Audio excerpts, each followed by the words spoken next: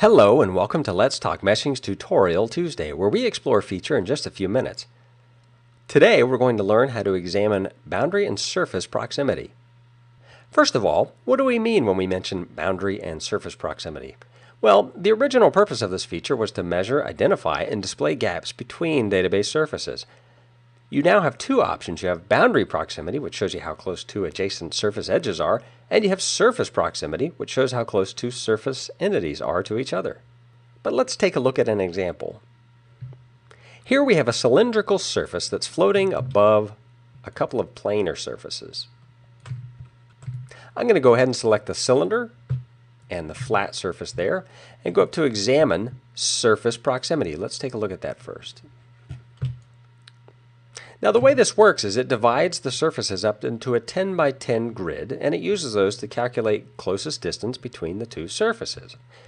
Now this chart over here shows you the distance. You can see that blue shows the closest gap, and of course red shows the farthest gap. Now in this case, I purposely made the cylinder so that it's a little bit smaller, and you can see it floating above the flat surface. You can see where it's blue here and where it's blue on the cylinder as well. That shows that's the closest distance. In this case, it's about 6.6 units. Okay, let's go ahead and close. We can also do that with the two flat surfaces, just to give you an example of what that might look like. Examine surface proximity. Now here you can see the blue color is showing along the edge where these two meet. And according to the chart, that shows 0, and that's because these two run up against each other.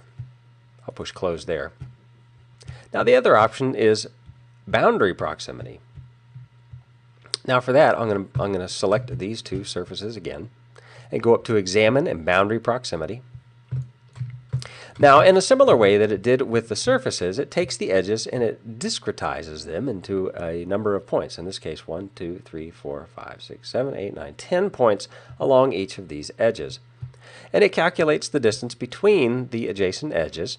And you can see right here where these two surfaces meet, it's blue. That means that they happen to be collinear, because over here you can see the distance is all the way down to 0.0. Out here we see that the edge is drawn in red. That's the other extreme end of the scale here, and that just means that it is not really close to any other edges. Now, if you like this video, be sure to click the thumbs up button and subscribe to our channel for more videos like this. If you have any questions or comments, drop us a line down below or connect with us on Twitter, which is linked in the description. Thank you all, and have a pleasant Tuesday.